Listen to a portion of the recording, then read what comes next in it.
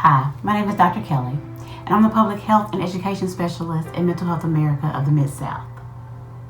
We provide mental health education, workplace wellness resources, and mental health trainings to Tennesseans. My motto is reach, then teach. During this pandemic, I have hosted several webinars and trainings for professional and personal purposes. And the one question that I get asked over and over again is how to care for my mental space during the crisis. First thing, you gotta unplug, but you gotta unplug for real. Be intentional about unplugging. What does that look like? Turn your phone off, power it down, and escape in books, escape in music. It's therapeutic. Watch a TV sitcom, purge. Have positive conversations. Secondly, purge toxic people. Why is that important? Because toxic people and negative information 24/7 can add to a sad state. Constant news outlets, unhealthy social media practices can add to your state of sadness or loneliness. Be kind to yourself. What does that look like? Love on yourself a little bit more. That looks like prayer, exercise, meditation, praise and worship, so many different things because it looks different for different people.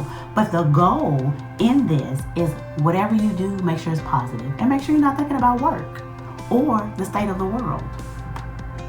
Activate your support circle.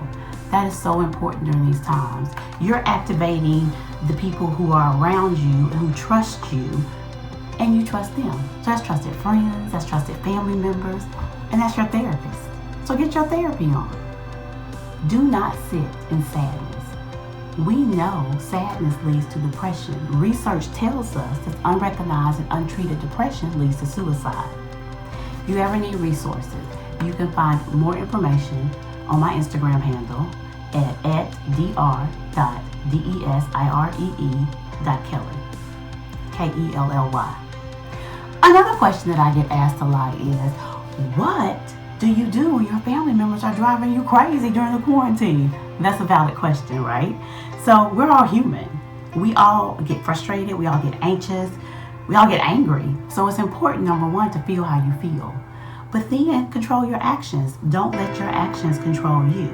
So here are some tips that'll save your household, restore peace, and maybe even some balance.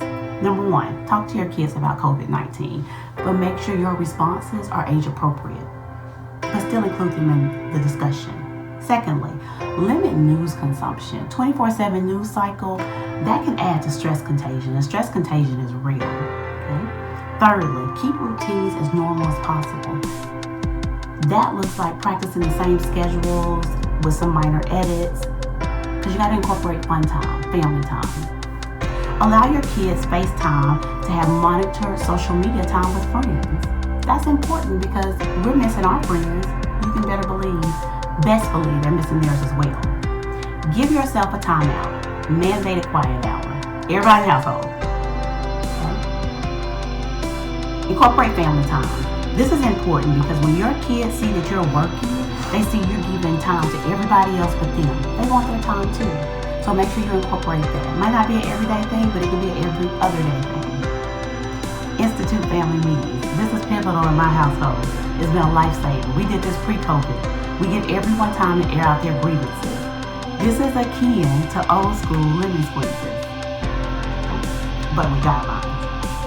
Lastly, give you and your family time to process what is happening around us, because a lot of things is happening, and it's temporary, but it affects all of our dimensions of wellness. It affects us physically, mentally, emotionally, socially, financially, spiritually. It affects all of our dimensions, and we are social people, so physically distancing ourselves is vital but hard. Very necessary, but not without cost.